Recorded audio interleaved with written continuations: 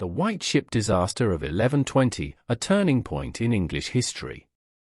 The White Ship disaster, occurring on the night of November 25, 1120, was one of the most consequential maritime tragedies in medieval European history. The sinking of the vessel, which claimed the life of William Adelin, the sole legitimate heir to King Henry I of England, left the Anglo-Norman kingdom without a clear line of succession. This event triggered a succession crisis that culminated in nearly 2 decades of civil war known as the Anarchy. The tragedy also exposed the fragility of medieval monarchies, where the loss of a single heir could plunge a realm into chaos. What are the circumstances of the White Ship disaster, its immediate impact, and the far-reaching consequences for English governance, succession, and society, situating the tragedy within the broader context of medieval politics and its enduring legacy? Background: the Norman succession and the fragility of kingship. The Norman dynasty, established after the conquest of England by William the Conqueror in 1066, maintained its dominance through a combination of military strength and dynastic continuity. By 1100, the throne had passed to William's youngest son, Henry I, after the unexpected death of his elder brother, William II, in a hunting accident.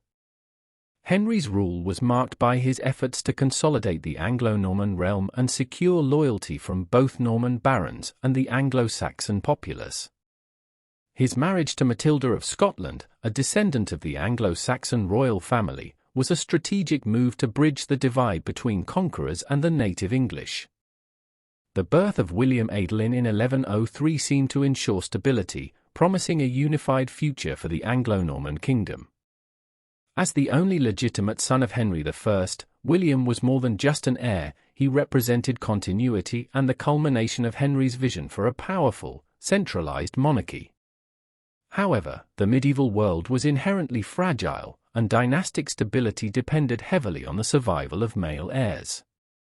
The unexpected death of William Adelin in the White Ship disaster exposed the precarious nature of this system, setting the stage for political fragmentation and conflict. The White Ship and the disaster. The White Ship was renowned as a state-of-the-art vessel owned by Thomas Fitzstephen, whose family had loyally served the Norman kings. Fitzstephen offered the ship to King Henry I for his return voyage to England from Normandy, a journey necessitated by Henry's regular campaigns to maintain control over his continental territories.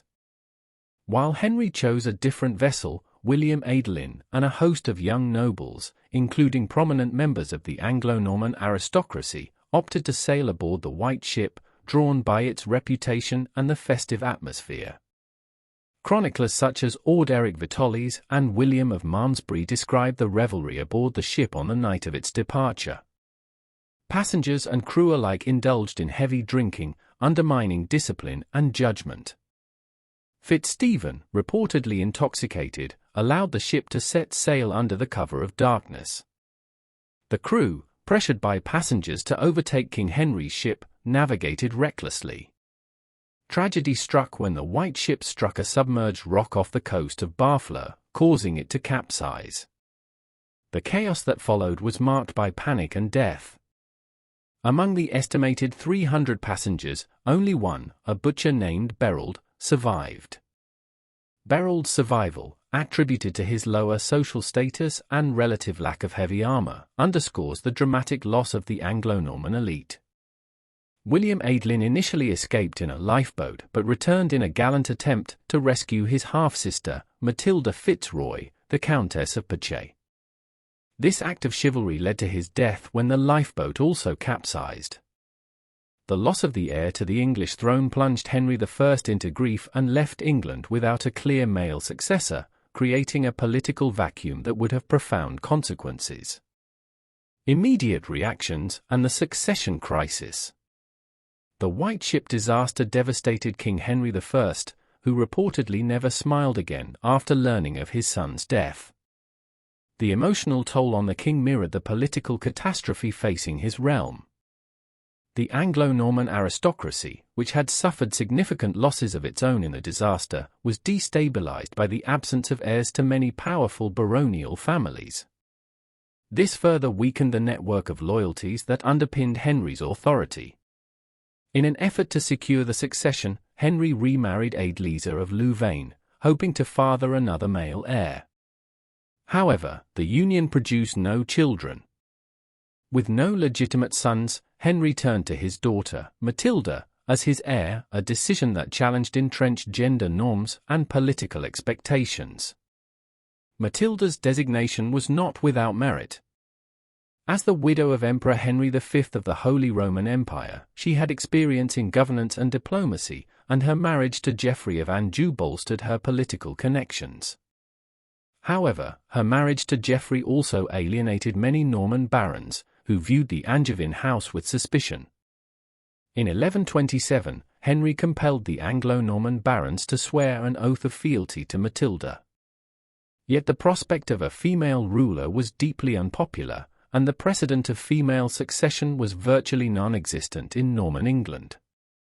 These tensions set the stage for a bitter succession conflict that would erupt after Henry's death in 1135. The Anarchy, a civil war unleashed. The White Ship disaster's most profound consequence was the period of civil war known as the Anarchy, 1135 to 1153. After Henry I's death, Matilda's cousin, Stephen of Blois, seized the throne, despite his earlier oath of fealty to Matilda. Stephen's swift coronation was facilitated by his physical presence in England and his ability to rally baronial support. Matilda, by contrast, remained in Normandy at the time of Henry's death, placing her at a significant disadvantage. Stephen's reign quickly descended into chaos. Lacking the administrative skill and authority of his predecessor, he struggled to enforce royal power and maintain the loyalty of his barons. Many nobles took advantage of the instability to consolidate their own power, constructing unlicensed fortifications known as adulterine castles and raising private armies. These castles became symbols of the fragmentation of royal authority as regional lords acted with increasing independence. Matilda, determined to reclaim her rightful position, launched a counter-offensive with the support of her half-brother, Robert of Gloucester, and her husband, Geoffrey of Anjou. The resulting conflict fractured England into competing zones of control, with Stephen's forces holding the southeast while Matilda's allies dominated the west and parts of Normandy. The war's stalemate was characterized by brutal sieges, shifting allegiances, and widespread devastation.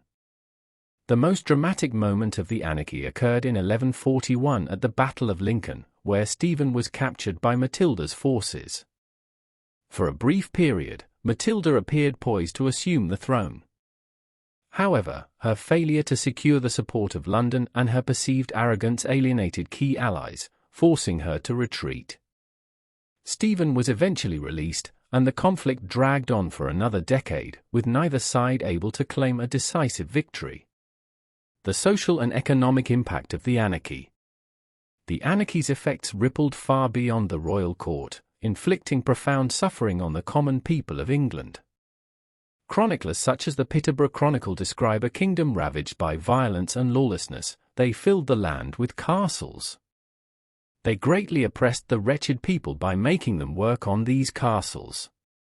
When the castles were made, they filled them with devils and evil men. This vivid portrayal underscores the human cost of the Civil War, as peasants and small landholders bore the brunt of the violence and economic disruption. The economic consequences were equally severe. Agricultural production declined as warfare disrupted planting and harvesting cycles, leading to food shortages and famine in some regions. Trade routes were frequently blocked by banditry, while local markets collapsed under the strain of widespread instability. The war also drained the resources of noble families, many of whom faced financial ruin due to the prolonged conflict. These hardships, combined with the erosion of royal justice, left a lasting imprint on the social fabric of medieval England. The Resolution and the Plantagenet ascendancy. The Anarchy ultimately ended not through outright victory but through exhaustion and negotiation. By the early 1150s, both sides recognized the futility of prolonged conflict. Matilda's son, Henry of Anjou, emerged as a unifying figure, commanding respect from both Norman and Angevin factions. His military campaigns in England demonstrated his growing strength, while his diplomatic acumen won over disillusioned barons. The Treaty of Wallingford, signed in 1153, marked the end of the conflict. Under its terms, Stephen would remain king for the remainder of his life, but Henry was recognized as his heir. When Stephen died in 1154, Henry ascended the throne as Henry II, inaugurating the Plantagenet dynasty. Henry's reign restored stability to England and strengthened the monarchy, but the scars of the anarchy lingered, influencing his approach to governance and reform. Legacy of the White Ship Disaster. The White Ship Disaster remains a defining moment in English history, its consequences rippling through the political, social, and economic fabric of the medieval kingdom. At its core, the tragedy highlights the fragility of medieval monarchies, where the loss of a single heir could destabilize an entire realm. It also underscores the importance of clear succession planning and strong governance, lessons that would resonate in later crises, such as the Wars of the Roses. The anarchy's impact on the common people, documented in vivid detail by chroniclers, serves as a poignant reminder of the human cost of political instability. The widespread suffering during this period informed later critiques of feudalism and the unchecked power of the nobility, laying the groundwork for future reforms. Culturally, the White Ship Disaster has captured the imagination of writers and historians for centuries. It is a tale of recklessness, tragedy, and unintended consequences, symbolizing the unpredictable nature of history. Modern interpretations continue to explore its dramatic and emotional dimensions, ensuring its place in the historical consciousness. Conclusion. The sinking of the White Ship in 1120 was a pivotal event in English history, with repercussions that shaped the medieval kingdom for decades. The loss of William Adelin not only triggered a succession crisis but also revealed the vulnerabilities of feudal governance. The ensuing period of the anarchy underscored the dangers of political fragmentation and the need for stronger institutions to manage transitions of power. Ultimately, the White Ship Disaster serves as both a cautionary tale and a turning point, illustrating the profound impact of chance events on historical trajectories. Its legacy, intertwined with the rise of the Plantagenet dynasty and the evolution of English monarchy, remains a testament to the enduring consequences of one tragic night. Thanks for listening. Like, comment, and subscribe to Medieval Chronicles 1066 for more journeys back to the Middle Ages. Stay curious.